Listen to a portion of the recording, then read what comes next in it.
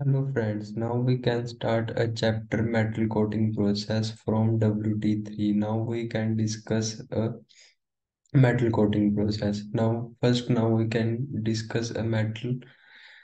जब भी किसी मेटल को एनवायरनमेंट के अंदर एक्सपोर्ट किया जाता है, एनवायरनमेंट के अंदर कुछ लिक्विड गैसेस होती हैं जो जिसके कारण मेटल के अंदर डिटोर्शन क्रिएट होना शुरू हो जाती है। अब डिटोर्शन में हो किसके कारण हो सकती है? केमिकल अटैक और इलेक्ट्रोकेमिकल अटैक, जिससे जो डिस्टोर्शन होती है उसको हम क्या बोलते हैं? फिर corrosion.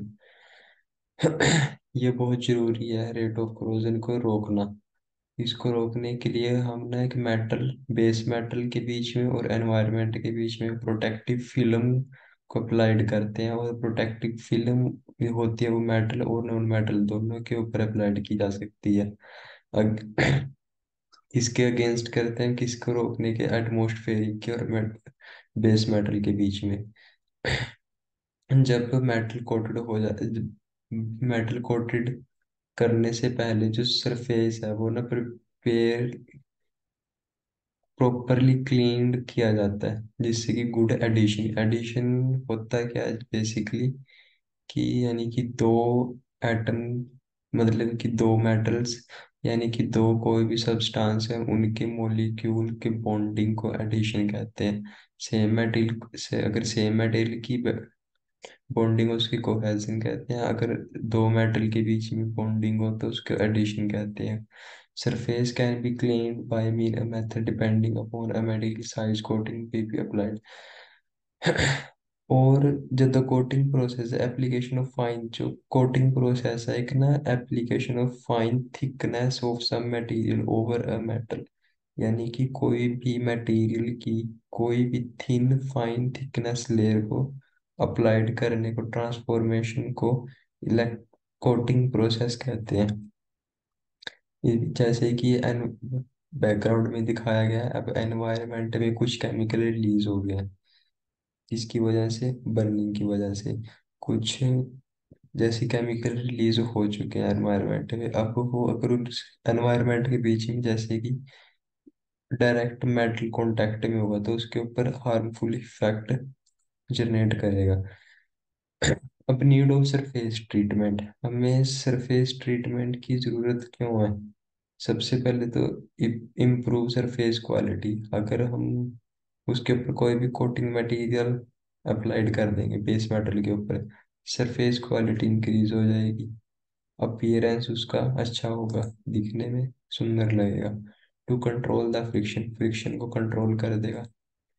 To improve the corrosion and oxidation resistance, यानी कि कोरोजन को, कोरोजन जंग लगने से और ऑक्सीडेशन कोई भी रिएक्शन होने से को रेजिस्टेंस करेगा, यानी कि रेजिस्टेंस प्रोवाइड करेगा। To improve the resistance, to resistance करेगा वियर को, एरोजन को एंड इंडेंटेशन को। जैसे कि मेटल है, इसके ऊपर कोरोजन है, हार्मफुल इफेक्ट पड़ चुके हैं इसके ऊपर, यानी कि एनवायरनमेंट से, केमिकल अटैक या अदरवाइज किसी भी पर्पज से। अब उसको प्रिपेयर करके उसके ऊपर मेटल की कोटिंग लगाई तो उसकी गुड अपीयरेंस होगी, वियर रेजिस्टेंस हो गया, ऑक्सीडेशन जो कि फ्रिक्शन का कंट्रोल हो चुका है, और क्वालिटी इसकी बहुत अच्छी हो चुकी है पहले से। और उसका गुड अपीयरेंस में भी एनी टाइप ऑफ पिगमेंट यानी कि कलर इसमें यूज किए गए हैं। सरफेस प्रिपरेशन, यानी कि मेटल को कोटिंग करने से पहले सरफेस की प्रिपरेशन होती है। अब वो प्रिपरेशन सबसे पहले हमारे पास आती है descaling. Descaling is use to remove dirt. वो मेटल के ऊपर कोई भी डर्ट एंड डस्ट पड़ी है उसको रिमूव करने को हम डीस्केलिंग कहते हैं। डीस्केलिंग बेसिकली हम जान में भी पता ही है कि कैसे डस्ट और डर्ट को रिमूव कर सकते हैं वर्क पीस से। मैकेनिकल वायर ब्रश से हो सकती है। एब्रेसिव क्लीनिंग, एब्रेसिव क्लीनिंग होती क्या है? Abrasive cleaning grinding wheel, grinding से मेटल के ऊपर से डस्ट एंड डर्ट को रिमूव करने को एब्रेसिव क्लीनिंग कहते हैं डीस्केलिंग में। थर्मल फ्लेम क्लीनिंग, किसी भी गैसेस की वजह से उसके ऊपर फ्लेमिंग की, फ्लेमिंग से जितनी भी क्लीनिंग होगी थर्मल फ्लेम क्लीनिंग होगी। Chemical pickling method, chemical pickling method में होता क्या है कि कोई भी केमिकल है उसके अंदर मेटल को डिप किया एंड देन उसमें रिएक्शन होगी, वो मेटल को क्लीन कर देगा। Deburring the process is use to remove the burr from the work piece. देखिए, अब कोई भी लेथ मशीन पे कोई भी वर्क पीस है, उसको टूल के पास लगाएंगे, उसने टूल ने अपना काम किया, प्रोसेस किया। अब जो मेटल जैसे कि रिमूव हो रहा था उसमें से ना कुछ बर उसकी एजिस पे अटैच हो जाते हैं। अगर आप बेसिकली देखो, उसको रिमूव करने को मेथड को डीबरिंग कहते हैं। होता किससे, किसकी हेल्प से है? इलेक्ट्रोकेमिकल डीबरिंग और बैरल थंबलिंग प्रोसेस से। अब डीग्रीसिंग, अब मेटल के ऊपर मैकेनिकल वे में बहुत सबसे ज्यादा लुब्रिकेंट यूज किए जाते हैं। अब कोई भी lubricant, grease, oil, any type of किसी के ऊपर रह जाता है, अब उसको उसके ऊपर चढ़ानी है कोई भी फिल्म, प्रोटेक्टिंग फिल्म चढ़ाने से पहले उसके ऊपर हम पहले उसको डीग्रीसिंग करेंगे। डीग्रीसिंग करना है किसी भी ग्रीस ऑयल को, अदर लाइक दिस कॉन्टामिनेशन को रिमूव करने को डीग्रीसिंग कहते हैं। और ये होता है किसकी हेल्प से है? Ultrasonic degreasing and vapour degreasing से। नाउ वी कैन सी इस प्रोसेस, सबसे पहले देखो ग्राइंडिंग से उसमें उसको डीस्केलिंग किया किसी भी उससे, ठीक है। उसके बाद इसके अंदर यानी कि डिप किया किसी के अंदर, उसके अंदर वाइब्रेशन के लिए, तो उसको वो कर दिया, क्लीन कर दिया।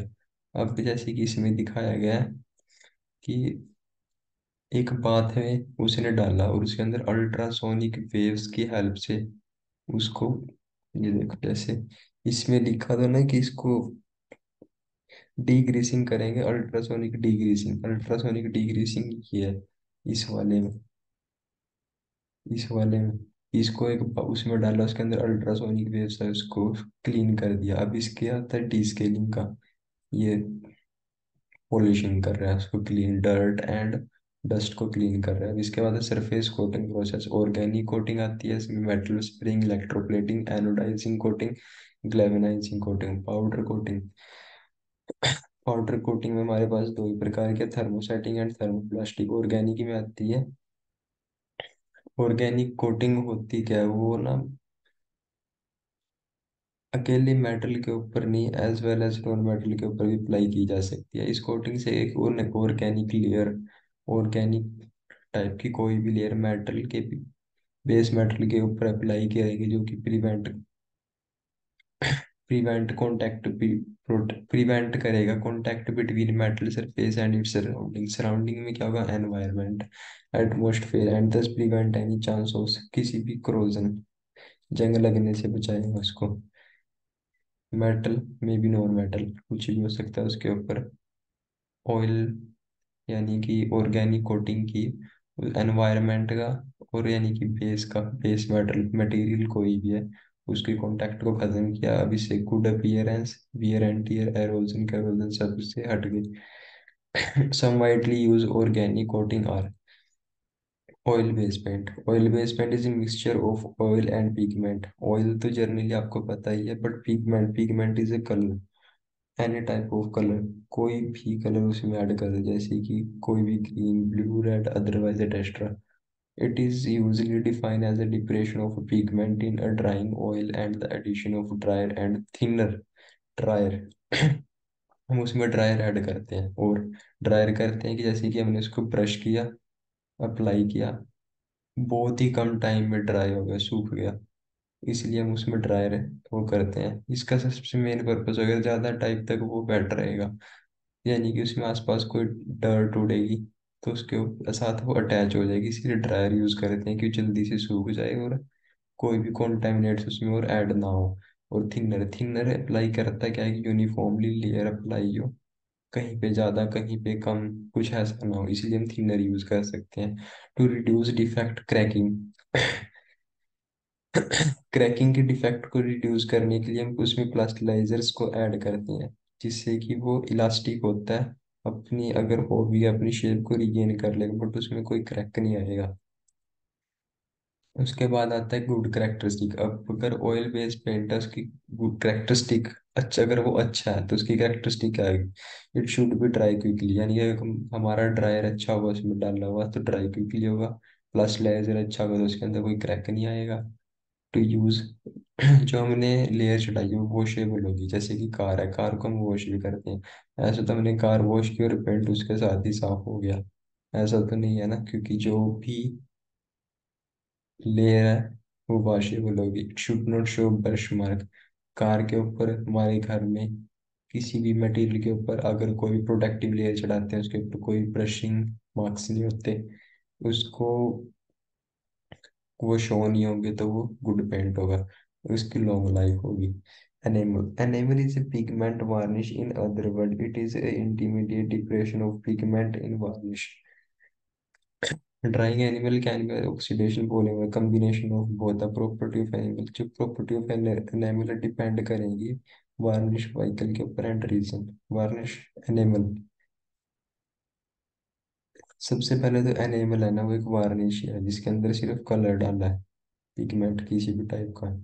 और ये दो टाइप के होंगे, एयर ड्राई एयर यानी कि नॉर्मल एयर, यानी कि सूखने में टाइम लगेगा। इससे सिर्फ एक नुकसान है कि अगर उसमें कोई डर उठ रही है आसपास तो उसके अंदर वो अटैच हो जाएगी। अगर बेकिंग, अगर वो जल्दी ड्राई हो जाता है तो उसके अंदर वो ऐड नहीं होगा। अब बेकिंग एनिमल हम बेसिकली ओवन के अंदर करते हैं 82 से लेके 205 डिग्री सेंटीग्रेड तक, उसको बेकिंग करते हैं जिससे कि वो जल्दी ड्राई हो जाए। अब एनिमल, एनेबल हम बेसिकली इसकी एप्लीकेशन कहाँ कहाँ पे, ट्रांसफॉर्मर की वाइंडिंग्स, जितनी भी कोइल्स की वाइंडिंग होगी एनेबल शुड बी यूज।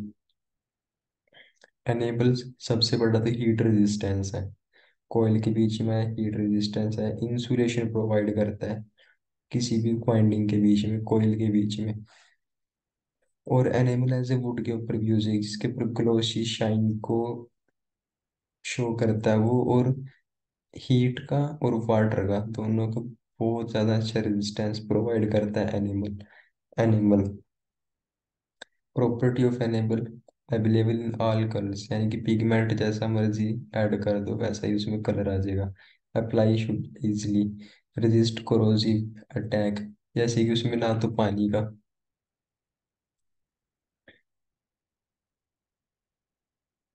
जैसे कि देखो उसमें ना तो रेजिस्टेंस कोरोसिव, सबसे पहले तो कोरोसिव नहीं आएगा, यानी कि ना तो उसमें गुड रेजिस्टेंस ऑफ वाटर है, जैसे कि वो कोरोसिव नहीं आएगा। अटैक ऑफ केमिकल एजेंट से भी रेजिस्ट करेगा। Heat resistance can be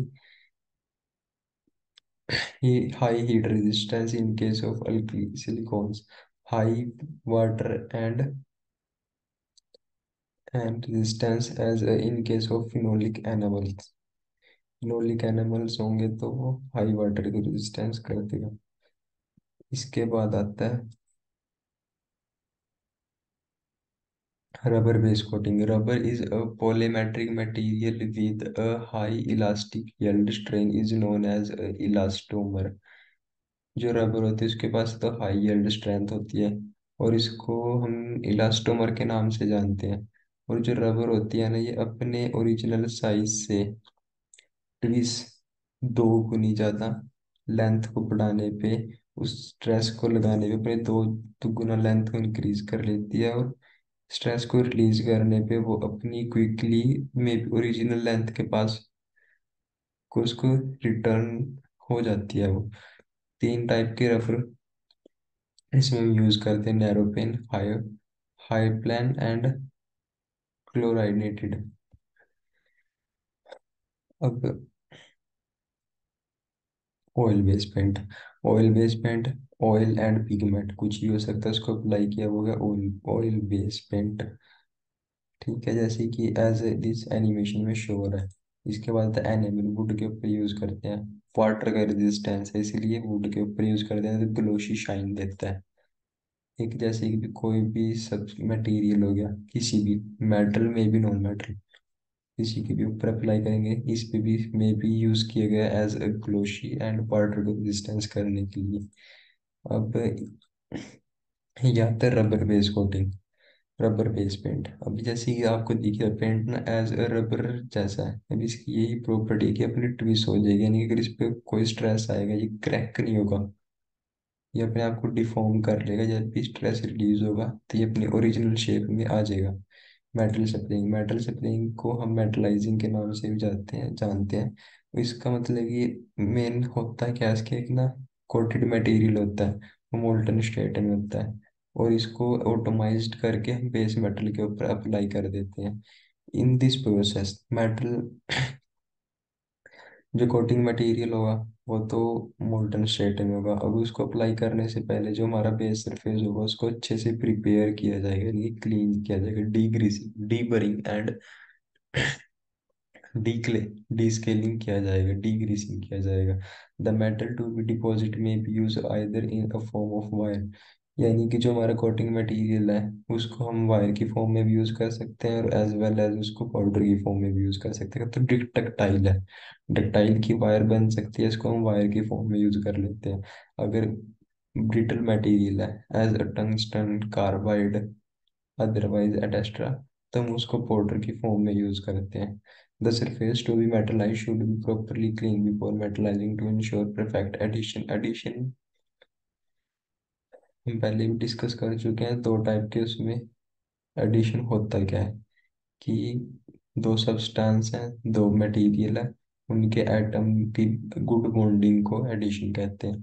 of a separate metal deposit in every uniform layer. अब इसके बाद आता है कि वन गायरम wire gun method metal spraying में। वायर गन मेथड में होता है क्या, बेसिकली एक गन है, उसमें पीछे दो रोलर लगे हुए हैं जो कि वायर को आगे भेजते रहते हैं कंटिन्यूस। और उसके बाद सबसे पहले तो जो सबसे बाहर वाला चैम्बर होगा उसके अंदर होगा कंप्रेस्ड एयर, उससे नीचे वाले में होगा ऑक्सीएसिटाइलिन में भी कोई भी फ्लेमेबल गैस होगी।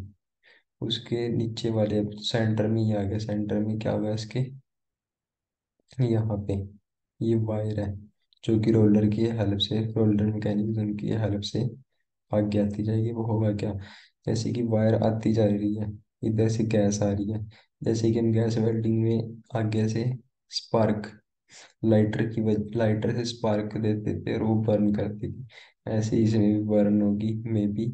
और वायर आती जाएगी, मेटल उसके कांटेक्ट में आएगी, जैसे कि वो बर्न करेगी, मेट वायर है वो मोल्टन स्टेट में चली जाएगी, और कंप्रेस्ड एयर की वजह से उसको आगे की तरफ स्प्रे किया जाएगा, यानी कि वो मिस्ट फॉर्म में आ जाएगी, फैल जाएगी एकदम। इसके मेटल गन मेथड में जैसे कि पीछे से वायर जा रही है, ये ब्लैक ब्लैक है जो ये वाला, इसमें से कंप्रेस्ड एयर जा रही है, ब्लैक है मे बी कलर, उसमें जैसे कि नीचे ब्लू, और वो इसमें से कोई भी गैस जा रही है, फ्लेमेबल गैस, ऐसे ही दिस इसमें दिखाया गया है कि उसको अप्लाई कैसे करती है एनिमेशन के थ्रू। अब पाउडर मेटल मेथड, इसके अंदर होता है क्या, सेम प्रोसेस वही है, जहाँ से बस इसमें वायर जा रही थी वहां से पाउडर जाएगा। ऑक्सीजन नहीं है, ये कंप्रेस्ड एयर है। फ्यूल गैसेज ऑक्सीडाइज में भी कोई भी फ्लेमेबल गैस हो सकती है। वही नोजल है, नोजल का इसमें काम, पिछले वाले में भी नोजल थी, इसमें भी थी। मैंने नोजल, नोजल होती क्या है, कंप्रेस्ड एयर है, वेलोसिटी को एकदम से रिड्यूस कर देगी, वेलोसिटी रिड्यूस होगी तो उसके फैल जाएगा, जब जैसे ही वो उसमें से निकलेगा एकदम एरिया बढ़ जाएगा। तो कंप्रेस्ड एयर पूरे मेटल को, जितने भी मोल्टन मेटल को, उसको मिस्ट फॉर्म में अप्लाई कर देगी, तो वो थिन लेयर एकदम बेस मेटल के ऊपर अप्लाई हो जाएगी। अब इसके बाद ये आता है, जैसे इसमें दिखाया गया है, ये गन है, इसमें से एक कंप्रेस्ड एयर है, एक पाउडर है, कोटेड मटेरियल, एंड एक कोई भी फ्लेमेबल गैस है, एज इट इज एनिमेशन में। बट इसके अंदर ये जो पानी है ये एज अ कूलिंग पर्पस के लिए यूज किया गया है, और कुछ नहीं है। ये एक तरफ इनलेट है, दूसरी तरफ आउटलेट है। इलेक्ट्रोप्लेटिंग हम जानते ही हैं कि इलेक्ट्रोप्लेटिंग बहुत पहले से फर्स्ट सेम से पढ़ते आ रहे हैं। Electroplating is very popular process for providing a metallic coating by means of electrolysis. Electrolysis का एक लॉ था, फ्राडेला।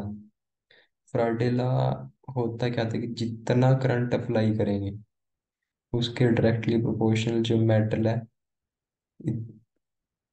अब मेटल की एक लेयर चढ़ती जाएगी, the article to be coated में भी मेटेलिक, मेटेलिक भी हो सकता है, नॉन मेटेलिक भी हो सकता है। अगर मेटेलिक है तो वो बेस मेटल है।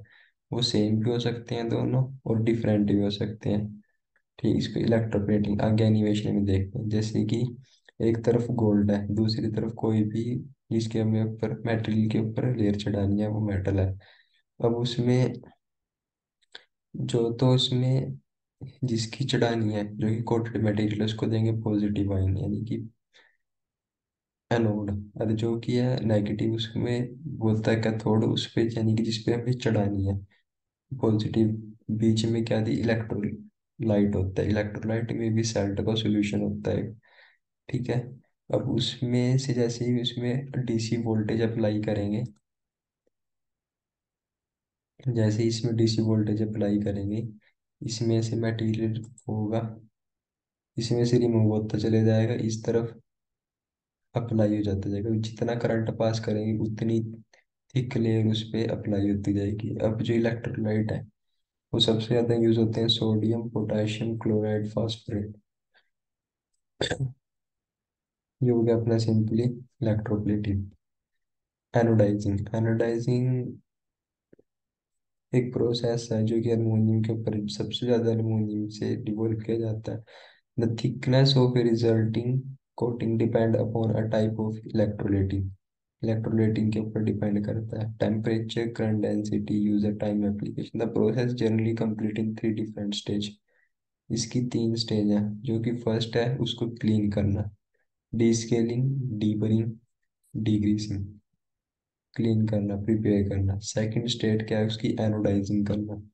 एनोडाइजिंग करना मतलब कि उसको नॉन स्टिकी, कोई भी मटेरियल उसको नॉन स्टिकी करना, क्लीन करना। ठीक है। और मतलब converting the metal from into an oxidised film, मतलब कि उसकी ना एक फिल्म हो जाएगी जिसके ऑक्सीडाइज को रेजिस्टेंस करेगी। The third stage consist to provide a desired colour, यानी कि पिगमेंट कोई भी ऐड करेंगे उसके ऊपर कलर अप्लाई हो जाएगा instantly. Anodise film. Anodising, pre treatment यानी कि प्रिपेयर किया। गैस बेस्ड ब्लास्टिंग की हुई है इन्होंने। Gas based blasting means thermal वाली, थर्मल फ्लेम प्रिपरेशन। ठीक है। एक क्लीन सरफेस हो गया, कॉन्टामिनेट उसको रिमूव कर दिया। अब उसके बाद आती है इसमें एनोडाइजिंग। उसमें एनोडाइजिंग किया, मेटल्स उसको एक बाथ में डाला, आगे देखेंगे, आगे दिखाएंगे आपको। ये होती है एनोडाइजिंग। और फिर उसके ऊपर वो पेंट कर दिया उसको, यानी कि फिल्म थिन लेयर उसके ऊपर प्रोटेक्टिव लेयर अप्लाई कर दी। फैक्टर अफेक्ट द कंडक्टिव, देखो इसके अंदर एनोड है, कैथोड है। कैथोड को ऐसे ही उसमें डिप किया हुआ है, यानी कि उसका कोई वो नहीं है, उसको ना सप्लाई करने से ना तो इस पे से मेटल उतरेगा ना चढ़ेगा। बट जो ये मेटल है जिसपे हमें इसकी एनोडाइजिंग करनी है, उसके ऊपर एक्शन होगा, इलेक्ट्रोलाइट होगा उसके अंदर। जैसे ही उसमें करंट फ्लो होगा उसमें ना एक ऑक्सीडाइजिंग लेयर बन जाएगी, जिससे कि वो नॉन स्टिकी सा हो जाएगा मेटल। ये में भी सबसे ज्यादा एल्युमिनियम के ऊपर की जाती है। अब इसके ऊपर ये देखो एनोड, टाइटेनियम की एनोडाइजिंग की हुई है। अब इसमें जो तो नीचे इलेक्ट्रोलाइट है उसके अंदर हमने इसको नेगेटिव चार्ज दिया है, और जो ये टाइटेनियम जो कि हमारा वर्क पीस है इसको पॉजिटिव दिया है। अब इसकी एनोडाइजिंग करनी है। अभी देखो उसके ऊपर एक नॉन स्टिकी सी लेयर आ गई, यानी कि उसकी ऑक्सीडाइजिंग सी एक लेयर आ गई, इसको हम एनोडाइजिंग कहते हैं। ग्लैवेनाइजिंग, ग्लैवेनाइजिंग इज कमर्शियल टर्म है कि ये जानते ही हैं हम इसको, बहुत ही मिलती जुलती है, हम इसको पहले से जानते हैं। जैसे कि बाई जिंक एक मेटल है, उसके ऊपर जिंक की कोटिंग प्रोवाइड की जाती है। इमर्शन मोल्टन, एक मोल्टन जिंक है, एक बाथ में कंटेन किया होगा, उसके अंदर हम किसी भी मेटल को, किसी भी मटेरियल को, सब्सटेंस में भी मेटेलिक नॉन मेटेलिक, जिसके ऊपर हमें प्रोटेक्टिव लेयर को अप्लाई करना है, हम उसको उसमें डिप करेंगे एंड देन उसी के ऊपर बाहर निकालेंगे। उस पे से जितना भी जिंक है वो एक्स्ट्रा है वो उसमें से नीचे निकल जाएगा, यानी कि उसी में दोबारा गिर जाएगा बाथ में। एंड देन हमारी ग्लेवेनाइजिंग शुड बी डन। ग्लेवेनाइजिंग देखिए, सरफेस प्रिपरेशन यानी कि प्रिपेयर किया, ग्लेवेनाइज। ये जितनी भी बात है ये केमिकली उसको क्लीन कर रही है रिएक्शन करके। अब ये वाली बात है जो सी इसके अंदर ग्लेविन है, इसके अंदर जिंक है मोल्डन स्टेट में। मटेरियल को ऊपर से इसमें डीप किया, थोड़ी देर ऊपर रखा, उसमें से आगे फिर उसको ड्राई कर दिया, इसको कहते हैं। फिर उसकी इंस्पेक्शन कर ली उसके आगे। ये होता है हमारा ग्लेवेनाइजिंग प्रोसेस। जैसे कि देखो मोल्टन जिंक है, हीटिंग। इसका सीधा प्रोसेस इन्होंने क्या कि इसमें एक जिंक ले लिया, उसके नीचे हीटिंग एलिमेंट लगा दी जिससे कि वो मोल्टन स्टेट में रहे। उसके अंदर फिर कोई भी मटेरियल को डिप किया, उसके अंदर उसकी लेयर आ गई, जितना भी एक्स्ट्रा वो उसमें बाथ में दोबारा आ जाएगा। फिर उसको ड्राई कर लिया, इसको कहते हैं ग्लेवेनाइजिंग। इंडस्ट्रियल में एज कुछ ऐसे दिखता है, ये ऊपर इसको जिंक है, उसके ऊपर इसको डिप किया एंड देन उसको निकाल लिया वहां से। Powder coating. पाउडर कोटिंग में है क्या, powder coating is dry coating. Powder coating हमने अभी तक पीछे जितने भी प्रोसेस किए सभी में भी लिक्विड था, यूज हुआ था। बट जो पाउडर कोटिंग है ना, ये ड्राई कोटिंग है। ये अप्लाइड की जाती है free following dry powder. The basic difference between powder coating and conventional liquid paint is that, मतलब कि पाउडर कोटिंग में और लिक्विड पेंट में सिर्फ एक ही डिफरेंस है, डज नॉट। जो पाउडर कोटिंग है वो किसी भी सॉल्वेंट या किसी बाइंडर या फिलर पार्ट की वो जरूरत नहीं होती। The powder coating is applied statically, piece होगा स्टैटिकली उसके ऊपर अप्लाइड कीजिए एंड देन कर्ड बेक किया जाएगा उसको अंडर द हीट, यानी कि क्यूरिंग। उसको हीट किया जाएगा जिससे कि वो पाउडर की जो प्रॉपर्टीज होंगी वो मेल्ट होगा एंड देन उसके ऊपर एडिशन, गुड एडिशन उसके ऊपर अप्लाई हो जाएगा और थिन लेयर उसके ऊपर अप्लाई हो जाएगी। पाउडर कोटिंग दो टाइप की होती है, थर्मोसेटिंग एंड थर्मोप्लास्टिक। थर्मोसेटिंग एक बार उसके ऊपर लेयर चढ़ी, उसको बेक किया, वो दोबारा यूज नहीं हो सकती, उसका कोई वो नहीं है, उसको रीयूज नहीं किया जाता। बट जो थर्मोप्लास्टिक है, अंडरगोइंग एडिशन, उसके अंदर कोई रिएक्शन नहीं होता। बेकिंग प्रोसेस कॉमनली पॉलीमर, उसके अंदर यूज किए जाते हैं पॉलीमर, पॉलिएस्टर एक्सपोस्ट्रेट, एपोक्सी एंड अल्कलाइन। और जो thermosetting other chemical powder this, मतलब कि अगर थर्मोसेटिंग है तो उसके अंदर जो मेट वो है कोटिंग हमने लगाई है वो एक बार लगेगी और यूज नहीं होती, और थर्मोप्लास्टिक में भी यूज होती रहती है। ये होती है पाउडर कोटिंग, यानी कि जिसकी हमें लेयर चढ़ानी है और बेस मेटल के ऊपर बेस मेटल को ऐसे ही लटकाया जाएगा, उसके ऊपर पाउडर को अप्लाई किया जाएगा, फिर उसको बेकिंग फर्नेस ओवन किसी के अंदर उसको एंटर कराया जाएगा एंड देन उसको ऑन, फिर वो उसको बेक कर देगी। जो उसकी प्रॉपर्टी होगी वो उसमें मेल्ट होके जो भी हमारी वो है बेस मेटल है उसके ऊपर अप्लाई गुड एडिशन हो जाएगी। अब आती है पार्ट प्रिपरेशन। इसके प्रोसेस, पाउडर कोटिंग के प्रोसेस में सबसे पहले आता है पार्ट प्रिपरेशन। पार्ट प्रिपरेशन को इंडिया descaling, deburring and degreasing, समझिए। अब उसके बाद आता है पाउडर एप्लीकेशन, यानी कि मेटल मटेरियल को लटकाया, उसके ऊपर पाउडर अप्लाई किया। उसके बाद आता है क्यूरिंग, उसको बेक किया। जैसे कि इसके पार्ट प्रिपरेशन है, ये मैकेनिकल टाइप है, उसको प्रिपेयर कर रहे हैं पार्ट प्रिपरेशन। अब उसके बाद आता है पाउडर एप्लीकेशन, का उसके ऊपर पाउडर अप्लाई किया, उसको फिर फर्नेस, उसको इसको कहते हैं क्यूरिंग। ये फर्नेस है, इसके अंदर मटेरियल जाएगा, इसके जो भी इसकी टेम्परेचर रेंज होगी उसके ऊपर इसको बेक किया जाएगा। इसको कहते हैं powder coating process. Thank you all of you.